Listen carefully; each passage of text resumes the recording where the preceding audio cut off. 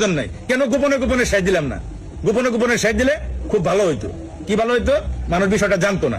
আরে অপরাধীর যে অপরাধ, এই ধরনের অপরাধ, এই ধরনের অপরাধ যারা করে, আমি জিয়া হাসান, আমার শরীরে এক ফোঁটা রক্ত থাকা পর্যন্ত এই সমস্ত অপরাধীর সাথে আমি জীবনে অভ্যাস করুন না। এই খালুন মুখ উন্মোচন হয়েছে, এই মেয়ের মুখ উন্মোচন হয়েছে। আমার দৃষ্টিতে দুইজনই সমান অপরাধী। বয়স কম, এই কারণে মেয়ের ব্যাপারে একটু সিম্পেথি আছে, সেটা আমারও আছে, আপনাদেরও আছে, আমি মেনে নিছি।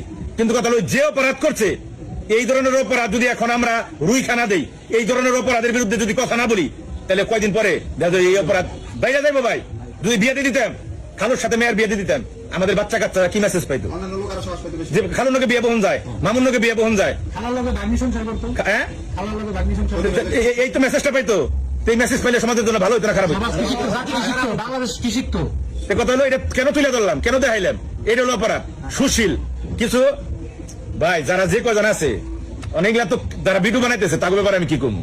তারা তো তাদের ব্যাপারে পরে একদিন দাবি করে সুশীল সাংবাদিক, তাদের ব্যাপারে পরে ভিতরে যে সুশীলতা নাই, এটা তারা বুঝে না। তারা হইলো, তারা দর্শনের পক্ষেদার। তারা কি, আমি সেটা একসময় বলবো। কথা হইলো, আমার লগে এই ব্যাপারে শত্রুতা করা মানে জাতির সাথে শত্রুতা করা। আমি সঠিক জিনিস তুলে ধরছি, কারো পক্ষে আমি যাই নাই।